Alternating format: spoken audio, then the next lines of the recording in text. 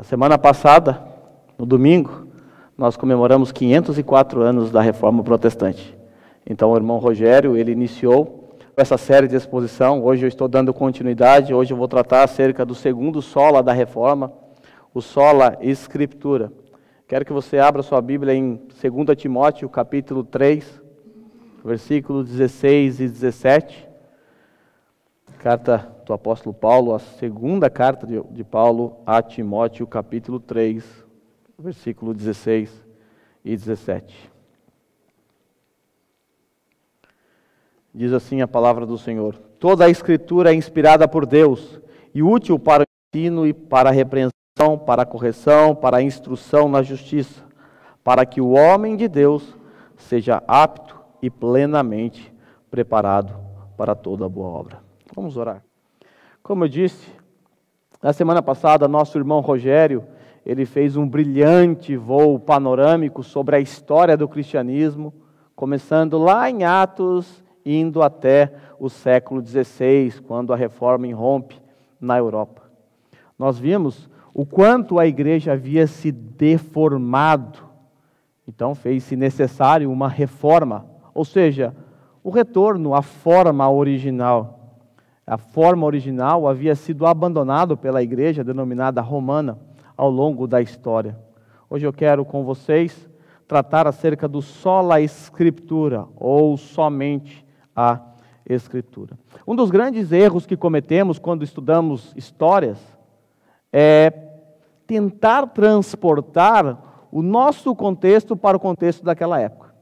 Às vezes pensamos que as coisas funcionavam da mesma forma como funciona hoje. Se você voltar aí na sua infância, eu tenho certeza que você vai constatar que o mundo naquela época era diferente. As brincadeiras, os costumes, a educação. Você vai constatar que não havia computadores, tablets, games. Naquela época, as mães brigavam para os filhos entrarem para dentro das casas. Hoje é ao contrário: filho, vai brincar, deixa o computador, deixa, totalmente ao contrário. O mundo mudou. E eu estou falando de 30 anos. Imagine o mundo na época de Lutero, 500 anos atrás. Estudar história exige de nós um importante exercício. Se você é alguém que não gosta de história, você precisa aprender a gostar, porque o cristianismo é histórico. A Bíblia é histórica. Você tem que aprender a gostar. Já que você tem que aprender a gostar, então exercite-se em viajar no tempo, esquecendo do seu contexto. Esse é o exercício que precisamos fazer. Viajar no tempo e esquecer o nosso contexto. Hoje, eu não vou trazer um longo contexto histórico, como fez o nosso irmão Rogério, e ele fez isso muito bem. Quero apenas olhar para o contexto que deu origem ao sola Scriptura. Muitas pessoas pensam que os 5 solas foram citados ou criados por Lutero, mas eu quero te dizer que Lutero nunca escreveu algo do tipo: o sola Scriptura é um conceito que diz respeito à suficiência das Escrituras. Você nunca vai ouvir isso da boca de Lutero.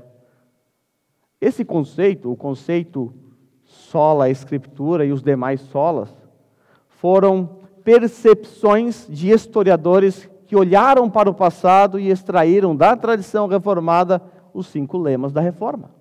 Eles perceberam que eles batiam nessas teclas. Sola Scriptura, somente as Sagradas Escrituras, somente Cristo, solos Christus, sola fide, somente a fé, sola gratia, somente a graça, e sola Deo glória, a Deus somente a glória. Agora eu quero com vocês viajar sobre os contextos que antecederam a Reforma Protestante no que diz respeito ao sola Scriptura. Eu quero apresentar a vocês o contexto gestacional do sola Scriptura, o contexto que gerou o sola Scriptura. Eu quero voltar com vocês lá no ano 593. Nesse ano, foi criado pela Igreja Católica a doutrina do purgatório. Segundo a doutrina católica, imediatamente após a morte, uma pessoa sofre um juízo particular em que o destino da alma é especificado. Então essa pessoa é levada ao purgatório, e ali no purgatório ela obtém santidade necessária para entrar com alegria nos céus. Essa é a doutrina do purgatório, inventado pela Igreja Católica Romana no ano 593 depois de Cristo. Essa informação é de fundamental importância para o contexto da Reforma. A Reforma vai ocorrer quase 1000 anos depois dessa doutrina, a doutrina do purgatório ter sido inserida na doutrina da Igreja Católica. Mas é de fundamental importância para o contexto da Reforma. Por quê? Porque nos dias de Lutero será comercializado um documento chamado indulgência. Você pagará por um documento, um papel, uma espécie de folha de sulfite dos dias de hoje, e você pagará para que um ente querido seu seja retirado do purgatório, ou para que você não vá para o purgatório.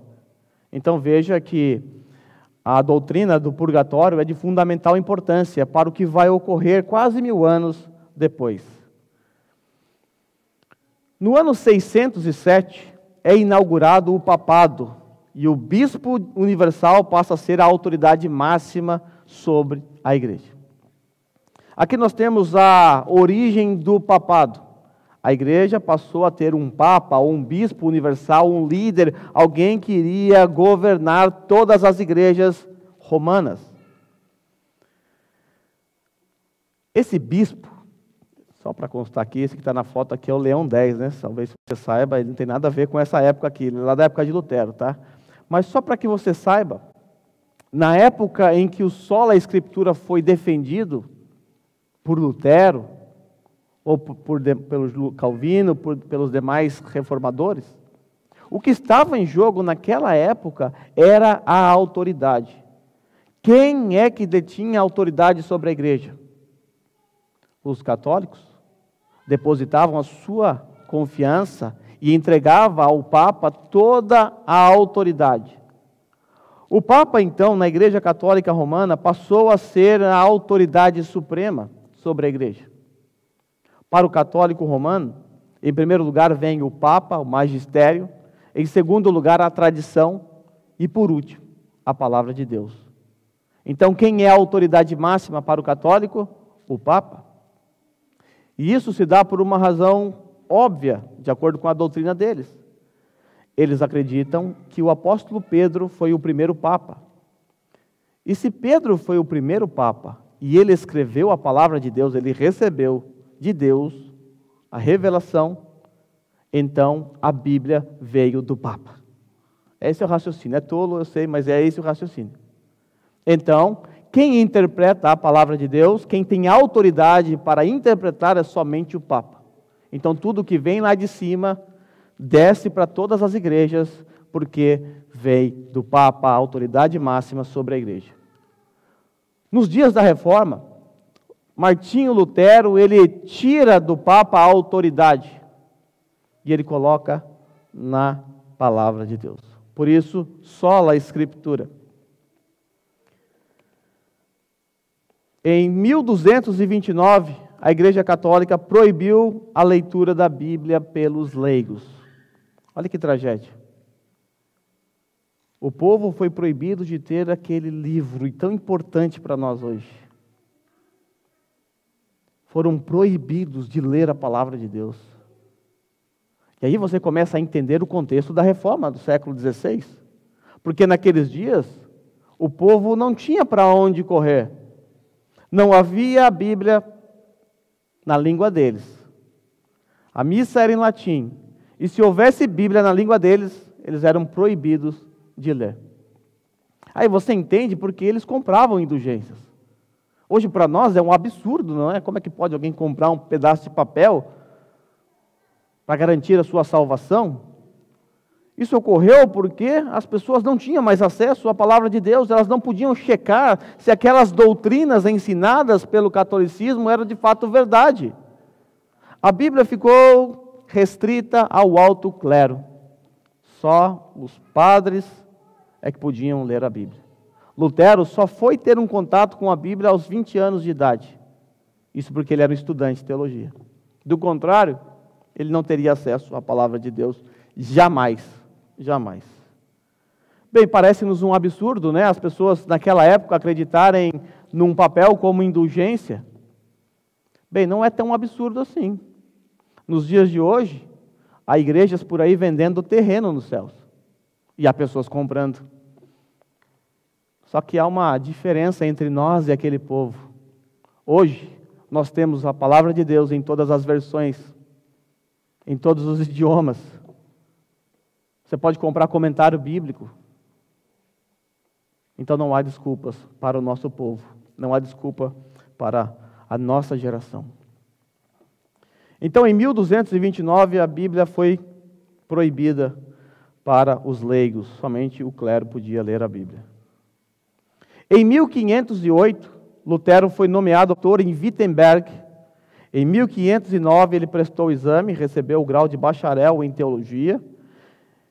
Só que Lutero, ele enfrentou uns problemas, uns dilemas internos.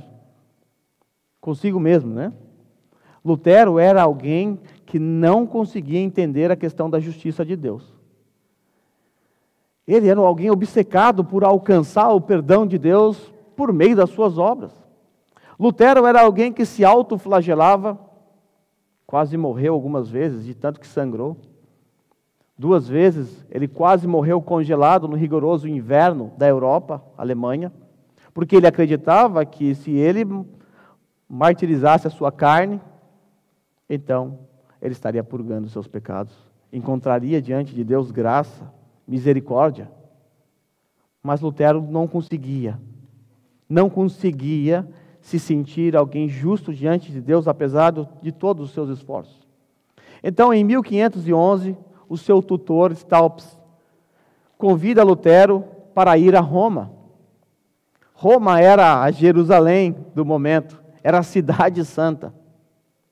A religião romana, né, a religião católica romana estava centrada em Roma.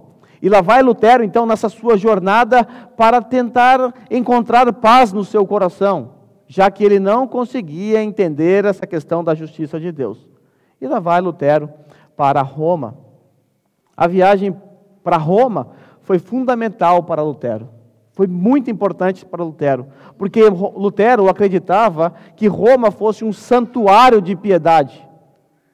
Ele ficou horrorizado com o luxo da igreja e dos conventos e com as ostentações presentes em Roma. Ficou chocado com tanta degradação moral no seio das ordens monásticas. Apesar de tudo, Lutero seguiu suas devoções, peregrinações ali na cidade santa. Um dia, então, Lutero subiu de joelhos a escada de Pôncio Pilatos. Essa escada que vocês estão vendo aí, dá para subir hoje lá, se você quiser, de joelho. De acordo com a doutrina católica, se você subir de joelho, você terá indulgência plenária, tá? Então Lutero, não tinha mais nada a perder, se pôs de joelho nessa escada e subiu a escala santa, a escada santa. Quando Lutero chega no último degrau, ele pensa: quem garante que isso é verdade? Quem garante que isso é verdade? Quem garante que de fato eu recebi uma indulgência plenária? O que é uma indulgência plenária? A indulgência plenária era a remissão absoluta das penas temporais desta e de outra vida. Tais pessoas teriam seus pecados presentes e futuros perdoados. Na época dos cavaleiros templários, das grandes cruzadas, a Igreja Católica oferecia esse tipo de indulgência para os seus cavaleiros.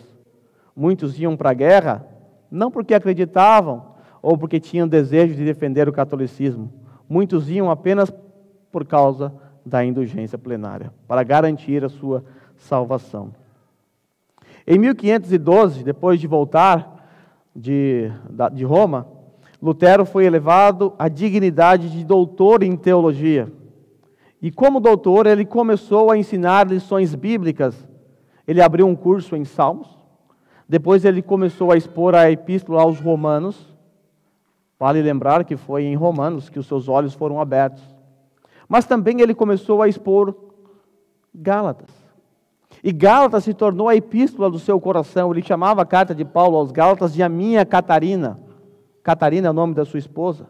Tamanha a paixão, o amor que ele tinha por essa epístola. Esses livros, Salmos, Romanos e Gálatas, exerceram poderosa influência na conversão de Lutero. Quando ele leu Romanos 1, 16 e 17, Lutero teve então seus olhos abertos. O que diz Romanos 1, 16 e 17? Não me envergonho do Evangelho, porque é o poder de Deus para a salvação de todo aquele que crê, primeiro do judeu, depois do grego, porque no Evangelho é revelada a justiça de Deus, uma justiça que do princípio ao fim é pela fé, como está escrito, o justo viverá pela fé. Martinho Lutero, que era alguém obcecado por esse negócio de alcançar justiça, a sua justiça por meio das suas obras, ele olhava para Deus, ele sentia uma raiva de Deus, ele sentia um ódio de Deus. Por quê? Porque ele se sentia esmagado, porque por mais que ele se esforçasse, ele sentia que estava aquém daquilo que Deus exigia. Mas quando ele leu esse versículo, esses versos, que diz, não me envergonho do Evangelho. O que é o Evangelho? O Evangelho é o poder de Deus para a salvação de todo aquele que crê. Isso começou a mexer com Lutero, porque já era algo surpreendente para a mentalidade da época. Como assim? A salvação é pelo Evangelho? Porque no Evangelho é revelado a justiça de Deus. Como assim? Como que o Evangelho revela a justiça de Deus? Mas como é essa justiça? A resposta é uma justiça que do princípio ao fim é pela fé. Como está escrito, o justo viverá pela fé. Lutero entendeu então que a justiça de Deus, a justiça a ser recebida, não era por conta das suas boas obras, por causa daquilo que você pode fazer, mas a justiça que Deus requer de nós é a justiça que do princípio ao fim é pela fé, como está escrito, o justo viverá pela fé, o justo é aquele que vive pela fé. Estes versículos iluminaram a mente de Lutero acerca da justiça de Deus. Ele odiava a Deus porque ele não entendia o conceito de justiça de Deus. Veja o que Lutero disse quando seus olhos foram abertos. Está pequeno ali. Lutero disse assim, antes de entender o versículo e depois. Eu não amava o Deus justo que pune os pecadores. Ao contrário, eu o odiava. Aí Deus teve pena de mim. Dia e noite eu andava meditando, até que por fim observei a relação entre as palavras. A justiça de Deus é nele revelada, como está escrito, o justo vive de fé. Aí passei a compreender a justiça de Deus como sendo uma justiça pela qual o justo vive através da dádiva de Deus, ou seja, da fé. Comecei a entender que o sentido é o seguinte: através do Evangelho é revelada a justiça de Deus, isso é, a passiva, através da qual o Deus misericordioso nos justifica pela fé, como está escrito, o justo vive por fé. Imediatamente, me senti renascer, me pareceu que se escancararam para mim as portas do paraíso. Desde então, a Escritura inteira ganhou para mim um significado novo. Olha que interessante. A Escritura inteira ganhou para mim um significado novo. Aqui nós já começamos a perceber o coração de Lutero se voltando para as Sagradas Escrituras. Podemos dizer que aqui nós temos o embrião do sola Escritura brotando no coração de Lutero, porque por causa desses versículos, a Escritura inteira passou a ter um significado diferente, um significado novo. Ele continua dizendo, quando outrora havia odiado o termo justiça de Deus, outro tanto o amava agora, exaltava esse docíssimo vocábulo. Assim, essa passagem de Paulo torna-se para mim a porta do paraíso. Tudo estava indo muito bem, até que no ano seguinte, o Papa Leão X, aquele da foto anterior, em 1513, institui a comercialização de indulgências. Nesse ano, Passou então a ser comercializado este documento. O documento que garantia a salvação daqueles que comprassem esse documento. Naqueles dias havia um homem chamado Johann Tetzel. Ele andava por toda a Alemanha vendendo indulgências. Ele era um grande vendedor. Ele cantava uma musiquinha, um jingle que dizia mais ou menos assim: quando a moeda no fundo do cofre tilintar, a alma do purgatório vai saltar. Esse era o jingle dele.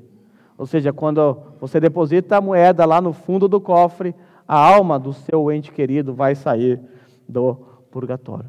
Ele era alguém que dramatizava muito bem também.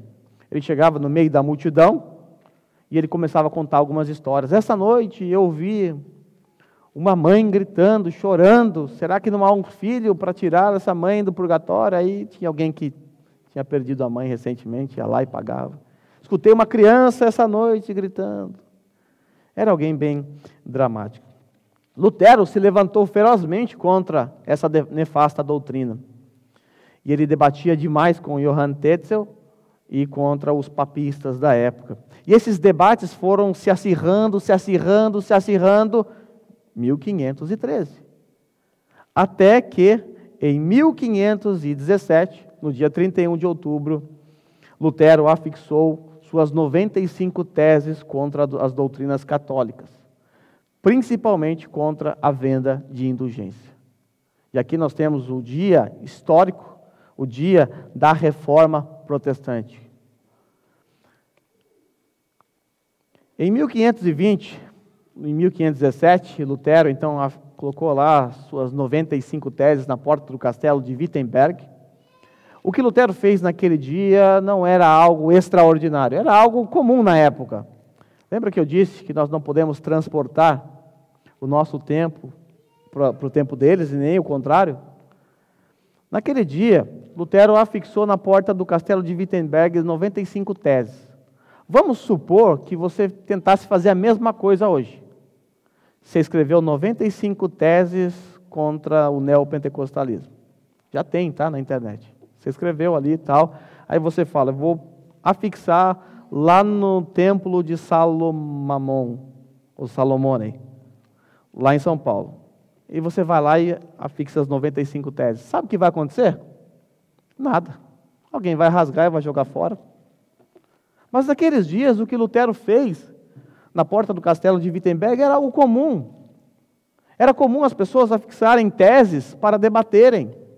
Então, a galera ia lá, ler o que estava escrito ali, as várias teses, e eles ficavam debatendo aquilo por meses. Hoje, os debates é tudo nas redes sociais, né? É o Wittenberg ali, as redes sociais. Mas naqueles dias, essa era uma prática comum. Então, quando Lutero afixou as 95 teses, ele estava chamando o povo para o debate. O problema para a Igreja Católica foi que essas teses foram replicadas. E o debate foi se acentuando, se espalhando, tá certo que não numa velocidade como se fosse hoje, né? Hoje tudo muito rápido, mas se espalhou. E em 1520, a Igreja Católica já estava preocupada com todos esses problemas causados por Lutero. Então a Igreja Católica convoca Lutero via bula papal, que era um documento convocando ele a se retratar das suas teses, ou então ele seria excomungado. Já havia uma ameaça, ou você se retrata ou você vai ser excomungado. Vale lembrar que antes de Lutero, outros homens foram levantados por Deus, são chamados de pré-reformadores, e eles morreram.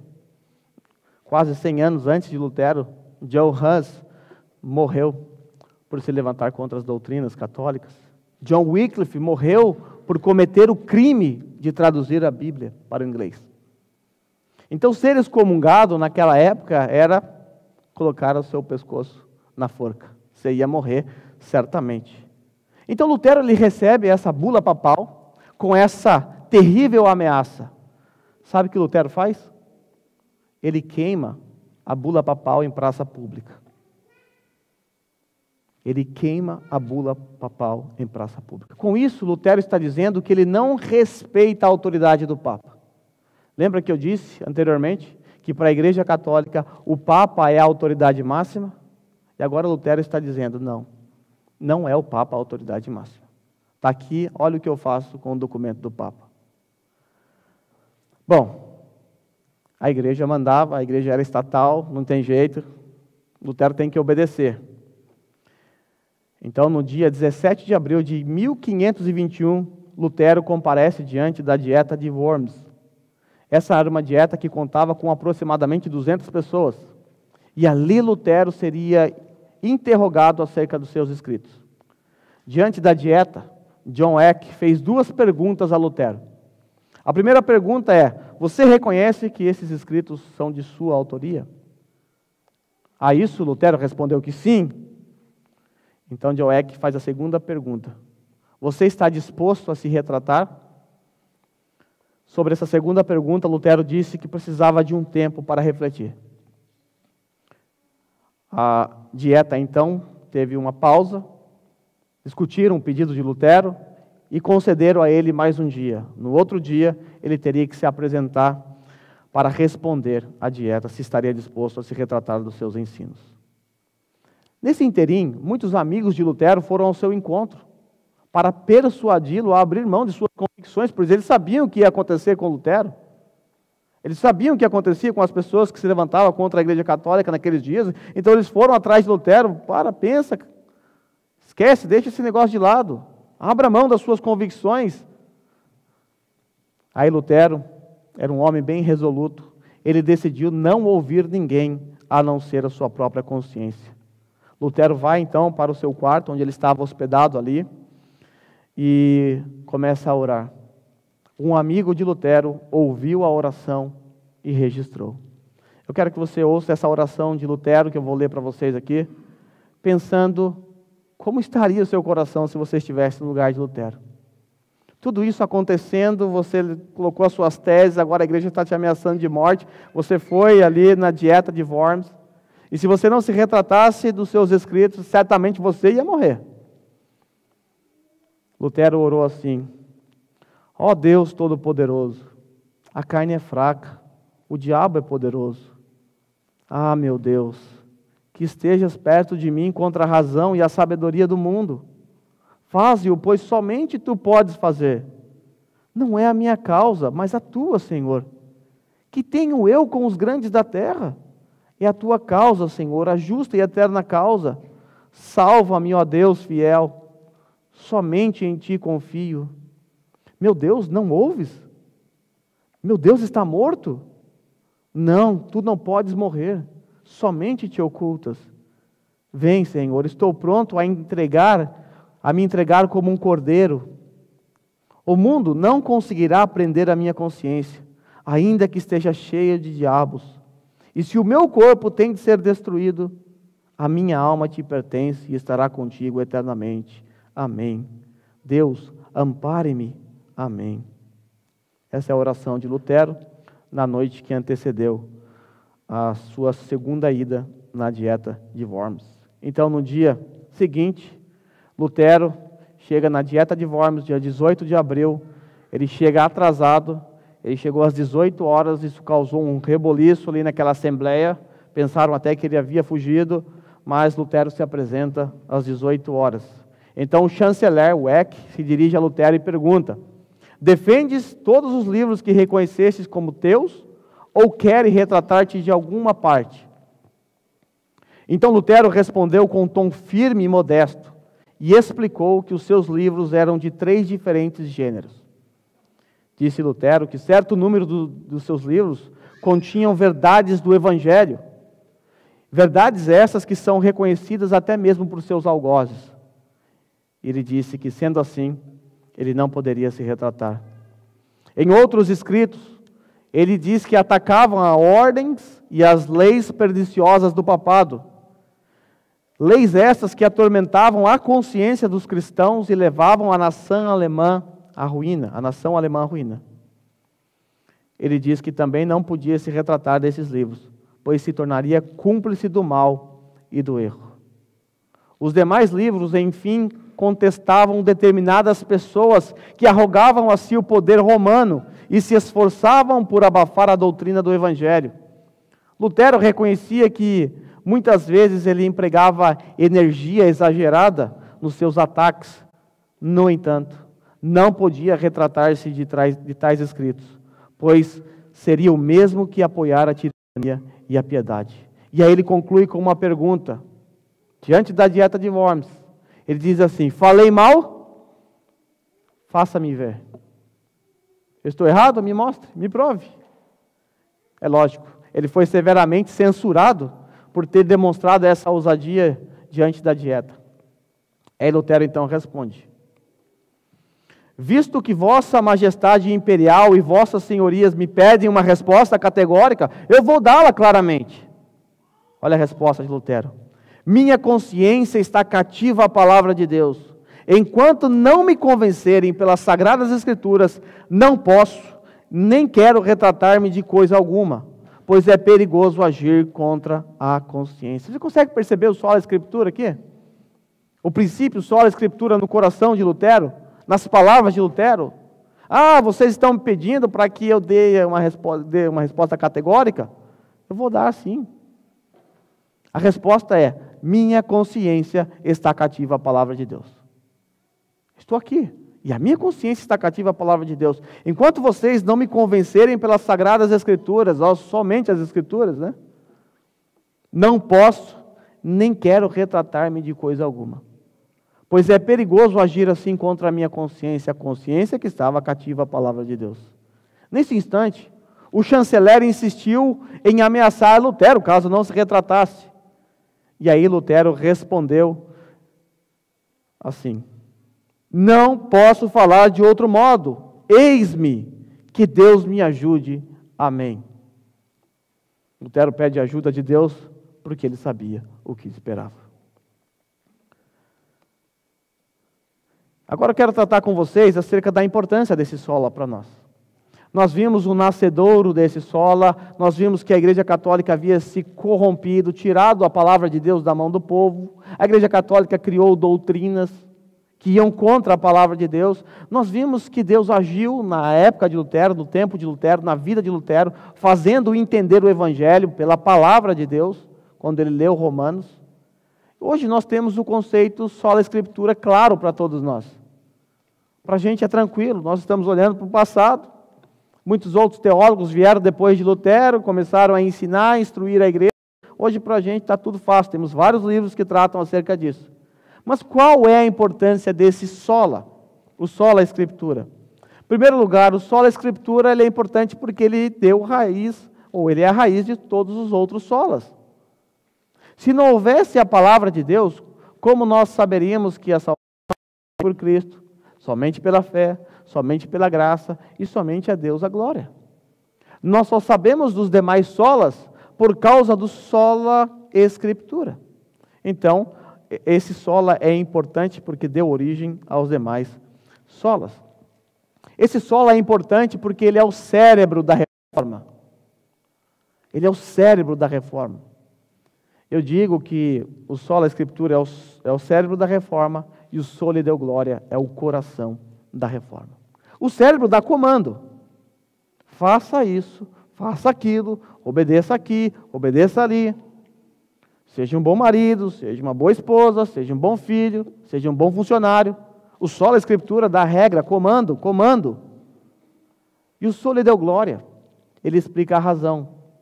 Por que eu devo ser um bom marido, um bom pai, um bom funcionário, um bom filho? Por causa da glória de Deus.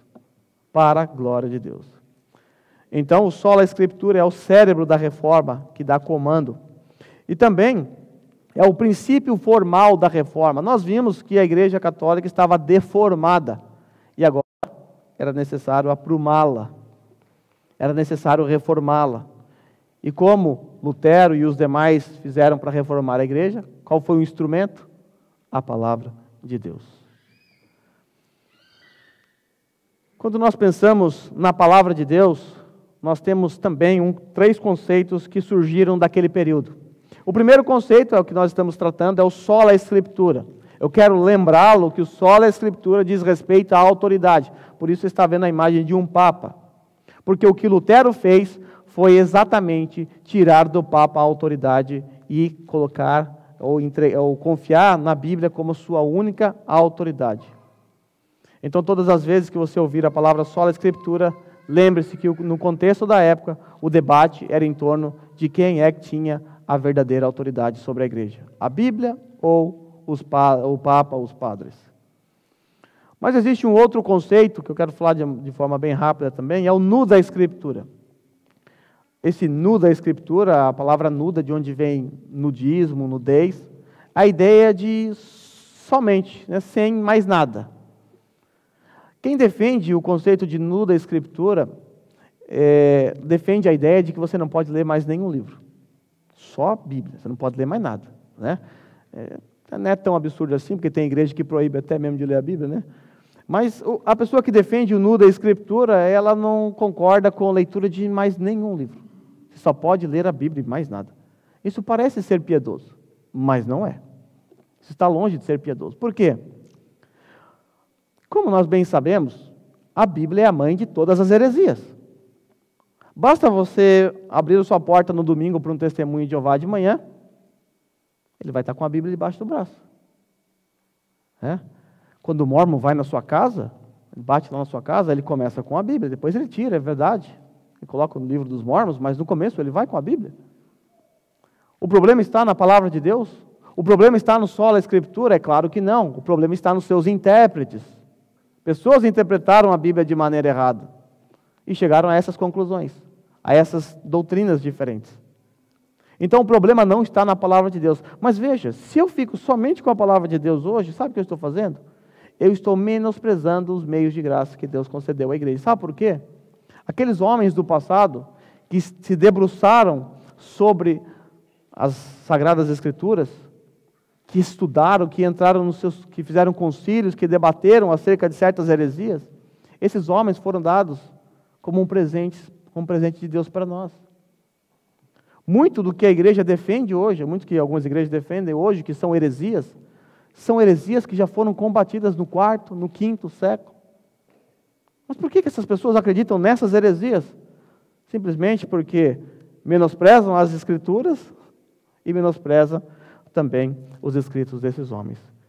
A reforma, ela nunca rompeu com a tradição. A tradição para nós, ela é importante. Ela não é decisiva na nossa interpretação.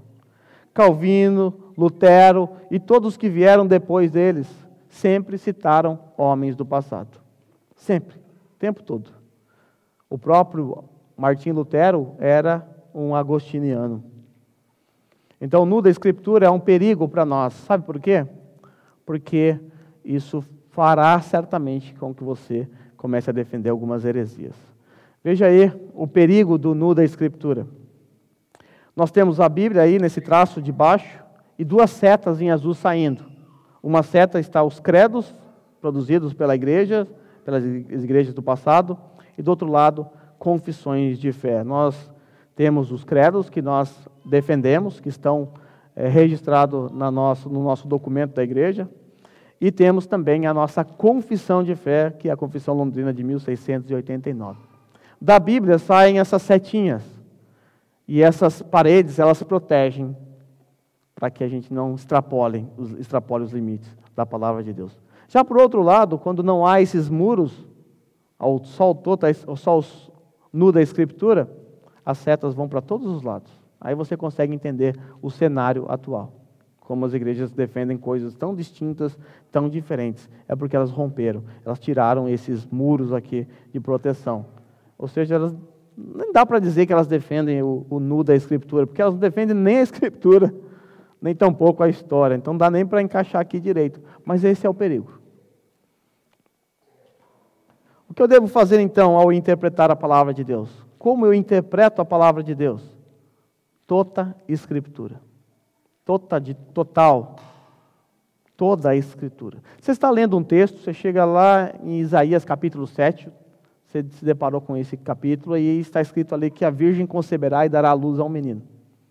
E aí um liberal chega para você, um teólogo liberal que não acredita na palavra de Deus, que nega o sola Escritura, ele diz para você assim, olha, na verdade, Jesus não nasceu de uma virgem. A palavra virgem no hebraico, ela significa uma jovem, uma moça também, e também significa uma virgem.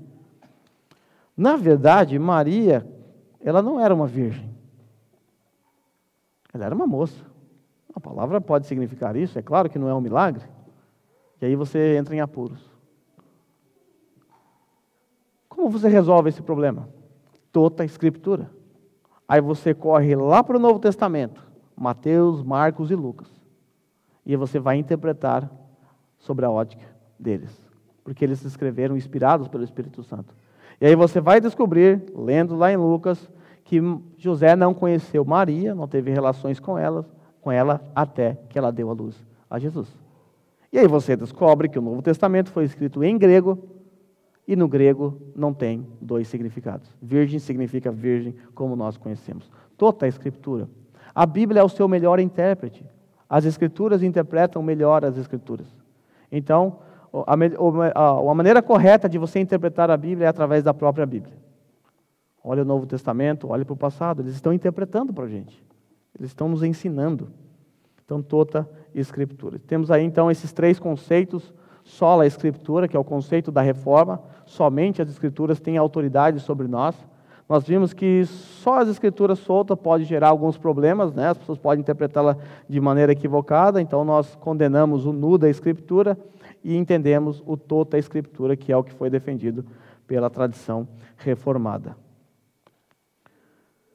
E eu quero, de forma breve também, vou tentar aqui, tratar de 5 ameaças ao sola Escritura. Nós temos 5 ameaças nos dias de hoje. A primeira ameaça ao sola Escritura é o misticismo. Eu quero que você pense a nível de autoridade. Quem é a autoridade sobre a igreja? Quem é a autoridade sobre você? Para alguns, a autoridade é o seu misticismo, não a palavra de Deus. Hoje, a igreja evangélica contemporânea, né, ela é bem mística. E muitas pessoas dirigem as suas vidas com base nos seus misticismos, com base no seu sonho, com base numa profecia. Então pessoas mudam de curso, se casam, fazem coisas por causa de misticismo.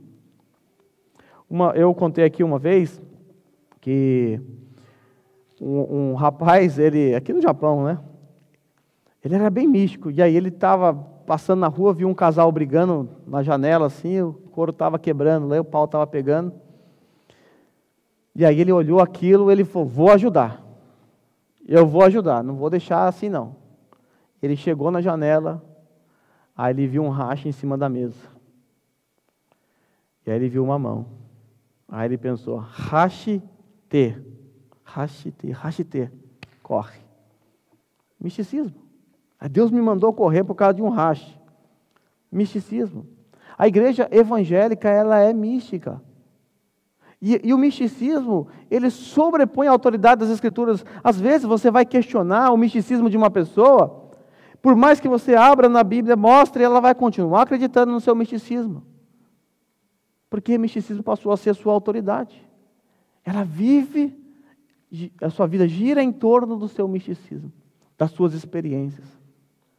Mas nós temos uma segunda ameaça, as experiências pessoais. Experiência pessoal todo mundo tem, mas cada um tem a sua. Muitas pessoas colocam as experiências pessoais acima das Sagradas Escrituras. E por vezes, quando você vai questionar a experiência pessoal da pessoa, mostrando na palavra de Deus, mesmo assim, a pessoa fica com a sua experiência pessoal e diz assim a você, é que você não sabe o que eu passei. Você não conhece a experiência que eu tive com Deus. Senão você não falaria assim. Todos nós temos experiências pessoais, mas nós não podemos fazer doutrinas das nossas experiências pessoais. E eu estou falando de experiências aprovadas pela palavra de Deus.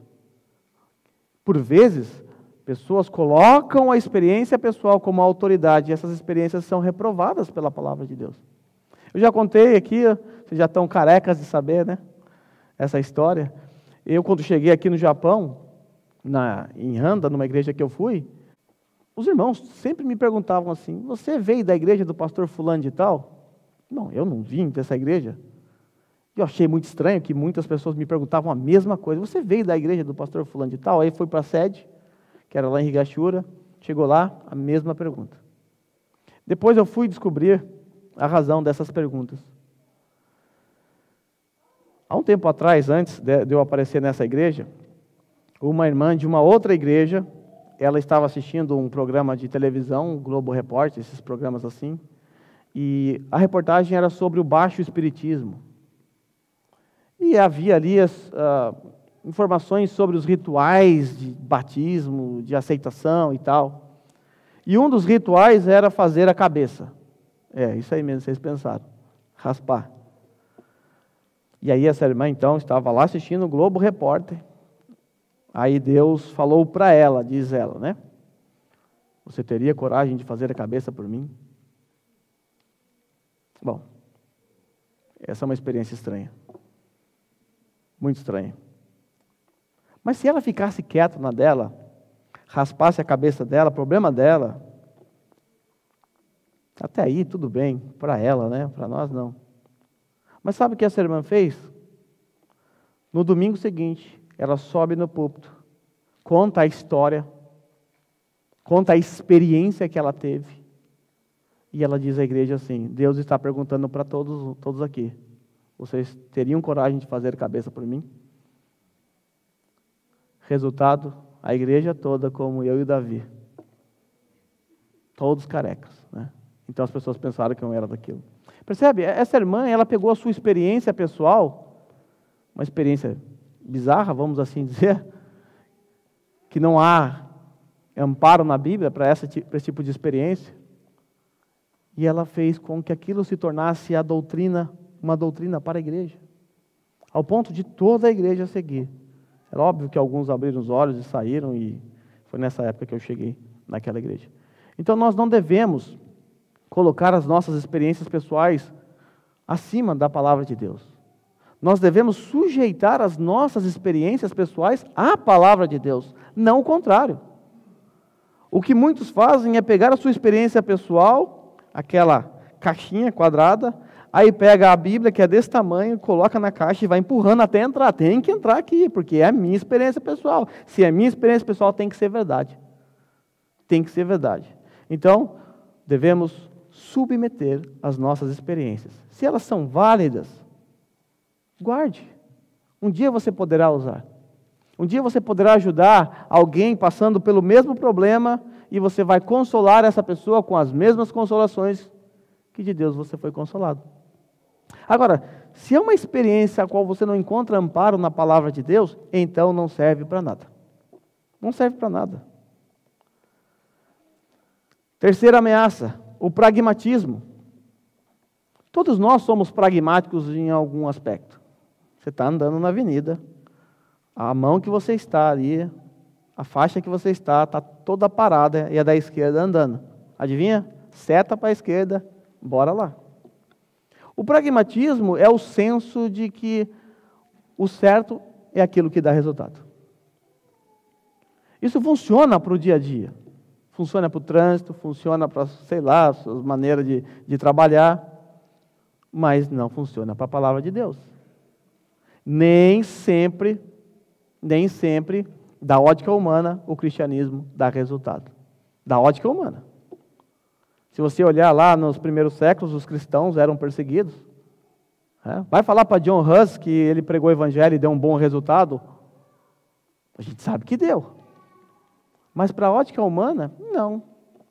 Então nem sempre o evangelho vai produzir o resultado que as pessoas esperam. E o que as pessoas esperam? Resultados. Igrejas cheias. Então, colocar o pragmatismo como autoridade sobre a igreja significa submeter a igreja ao pragmatismo, fazendo com que o pragmatismo norteie todo o sistema da igreja, ou todas as doutrinas, todas as programações, tudo que a igreja faz. Vamos fazer uma dança aqui, uma coreografia. Por que as pessoas colocam coreografia na igreja? Porque elas acreditam que dá algum tipo de resultado. Sinceramente, eu não sei que resultado poderia dar. Eu não sei que as pessoas seriam edificadas vendo alguém com cãibra, uma minhoca com cãibra ali na frente. Não ajuda em absolutamente nada. Mas as pessoas colocam porque acham que dá algum resultado. Nós não podemos agir dessa forma. Nós não podemos criar doutrinas, eventos, apenas pensando em algum tipo de resultado humano, como o maior número de pessoas aqui.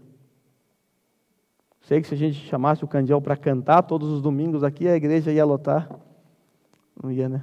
Não ia. Mas nós não fazemos isso. Por quê? Porque nós não somos pragmáticos. Então o pragmatismo ele se torna uma ameaça, porque ele usurpa também a autoridade da palavra de Deus. A palavra de Deus ela determina o que é que deve ter no culto. Por que nós não temos danças, coreografias? Simplesmente porque a palavra de Deus não nos permite. Ponto final. Mas vai dar resultado. Não estou nem um pouco preocupado com esse tipo de resultado. Nós estamos preocupados em pregar o evangelho, ponto final. E esse é o verdadeiro resultado. Outro problema, outra ameaça ao solo escritura é o tradicionalismo.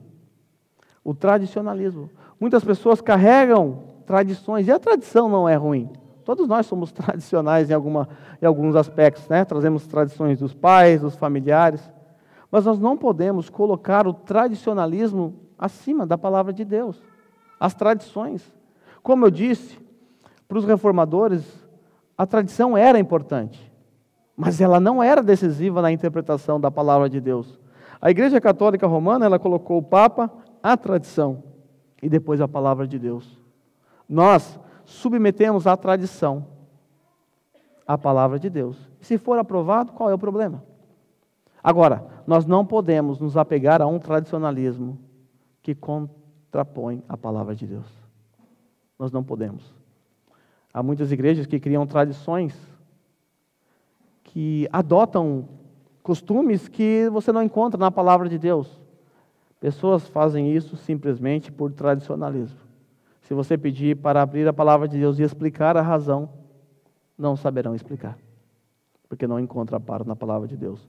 Eu sou de uma época, e eu não sou tão velho assim, talvez eu seja o mais novo aqui da igreja, eu sou de uma época em que jogar futebol era pecado.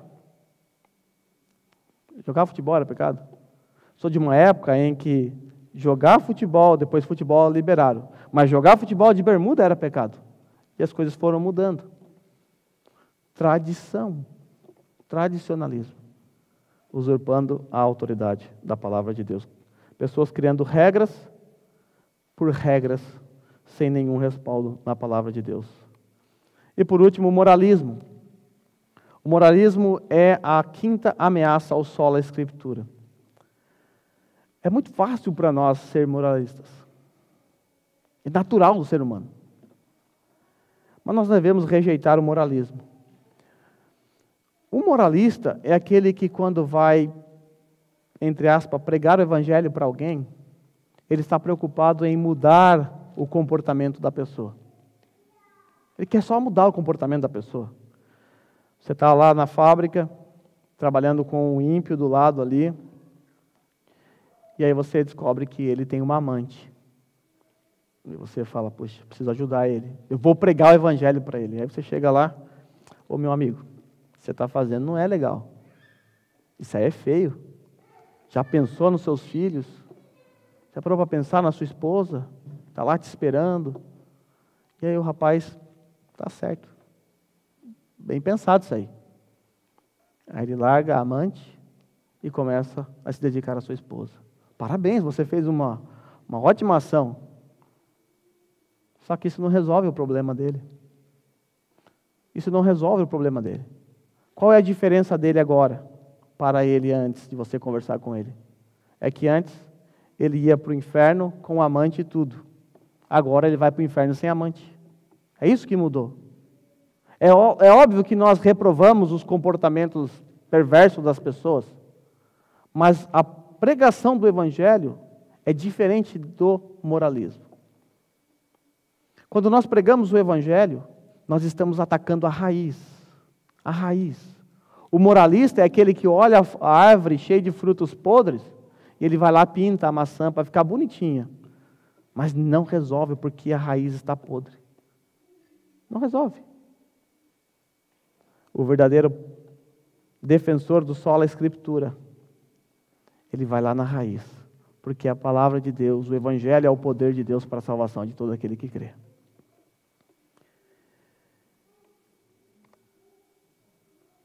Como o sola escritura deve nos influenciar? Primeiro, olhando para o texto que nós lemos, toda a Escritura é inspirada por Deus. Por que nós defendemos o sola Escritura? Em primeiro lugar, porque nós cremos que a palavra de Deus, esse livro que nós temos em nossas mãos, é a palavra inspirada por Deus. Por isso ela é poderosa. Não são as palavras de Paulo, as palavras de Pedro, é a palavra de Deus.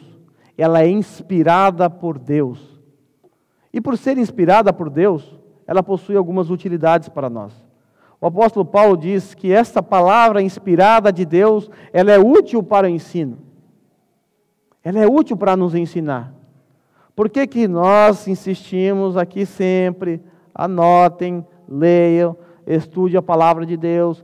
Por que sempre estamos falando que a palavra de Deus é o meio de graça? Porque é ali que nós aprendemos. É da palavra de Deus que nós extraímos informações acerca do nosso Redentor. É na palavra de Deus que extraímos informações acerca de quão pecadores nós somos. E ali na palavra de Deus nós temos as instruções do próprio Deus para nós. Toda a Escritura é inspirada por Deus e útil para o nosso ensino. Também a palavra de Deus é útil para a repreensão. A palavra de Deus nos dá broncas o tempo todo, não é verdade? Eu não sei você, mas eu sempre estou levando uns puxão de orelha. Talvez você não, mas eu sou tão pecador que eu fico tomando puxão de orelha o tempo todo. A palavra de Deus, ela nos repreende. O tempo todo a palavra de Deus nos repreende. Quando nós olhamos para as cartas de Paulo, quando nós olhamos para o papel dos maridos, papel das esposas, papel dos filhos, papel dos funcionários. Eu não sei você, mas eu sou repreendido. Por quê? Porque a Bíblia me apresenta um padrão, e o padrão é o Senhor Jesus, e eu não alcanço. Eu não sei vocês, mas eu não alcanço. Então eu sou repreendido pela palavra de Deus. Ela me ensina e me repreende. A palavra de Deus também é útil para a correção. Ela não só te dá uma bronca ali, te repreende, põe o dedo na sua ferida, mas ela também te apresenta o caminho correto. Ela também te diz como e o que fazer. Ela apresenta um parâmetro. Ela te corrige. Ela mostra como deve ser a sua atitude. Ela te repreendeu pelo seu erro. Não faça isso. Por outro lado, é assim que você deve andar. Esse é o caminho. A palavra de Deus também é útil para a instrução na justiça. Ela nos instrui. Lembra da justiça lá, a qual Lutero estava confuso? Se não fosse pela palavra de Deus, nós não encontraríamos, não conheceríamos a verdadeira justiça de Deus, nosso Senhor Jesus Cristo. Lá em 2 Coríntios, é nos dito que aquele que não cometeu pecado, foi feito pecado por nós, ou foi tratado como um pecador por nós, para que em Deus fôssemos feitos justiça de Deus. Como é que você sabe dessa verdade? Porque a palavra de Deus te ensinou. Como é que você sabe que a sua justiça não é suficiente? Porque a palavra de Deus te repreendeu. Como é que você sabe que a única justiça é a justiça de Cristo? Porque a palavra de Deus corrigiu sua mente. Ela te apresentou, ela te instruiu na justiça. A palavra de Deus também é útil para que o homem de Deus seja apto e plenamente preparado para toda boa obra. Todo crente é chamado para boa obra. Como vou fazer? É a palavra de Deus que nos prepara.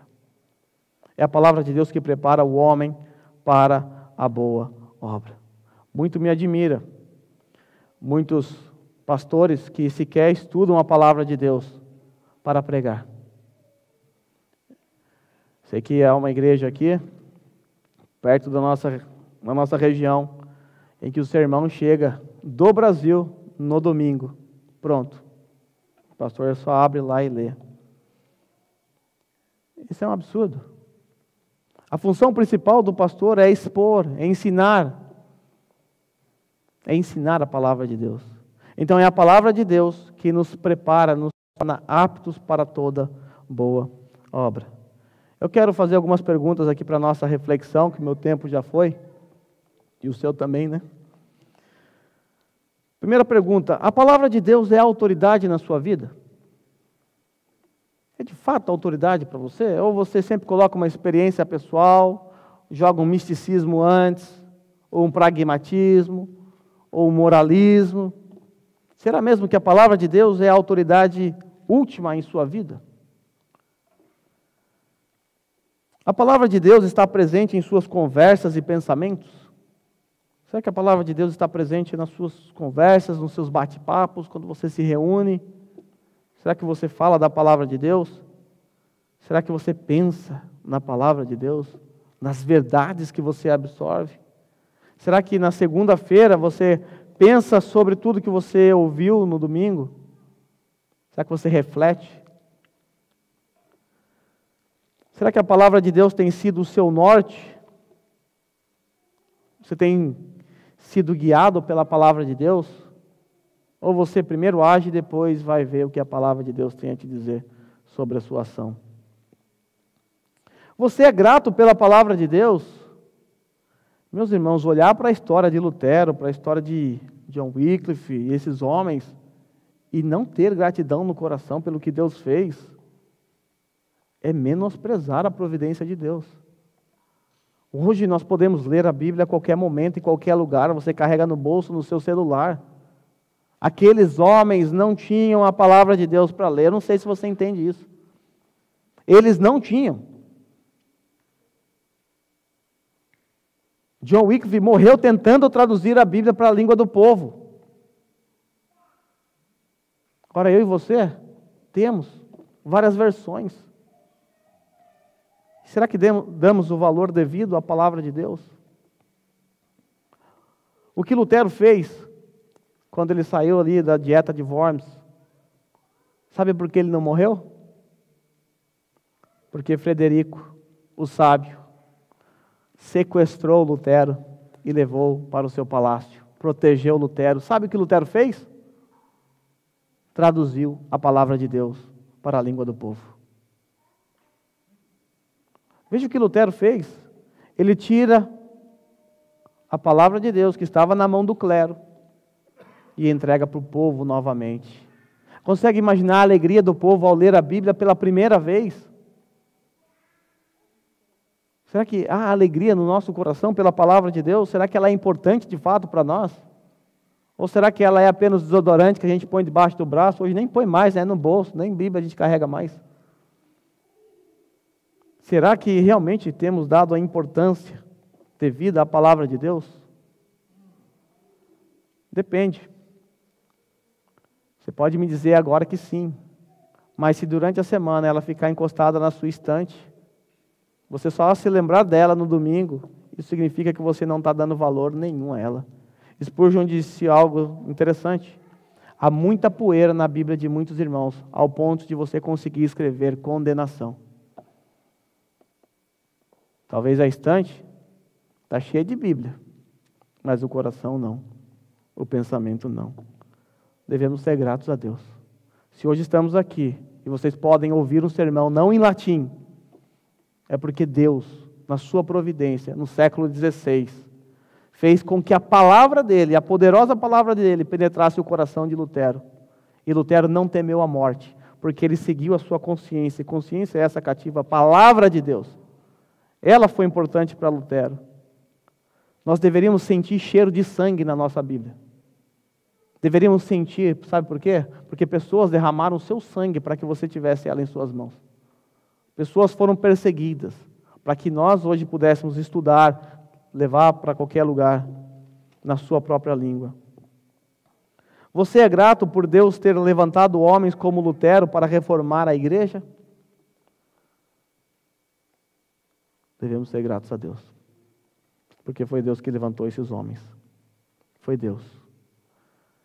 Lutero era tão pecador quanto eu e você.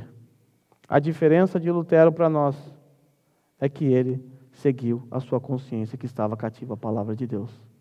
E louvado seja Deus por dar essa ousadia e coragem a Lutero e os demais reformadores. Por causa disso estamos aqui hoje, livres do papado, livres das masmorras do catolicismo. Por isso estamos aqui de maneira livre, cultuando a Deus, sem os dogmas da Igreja Católica. Vamos colocar em pé. Já que você é grato, vamos agradecer a Deus.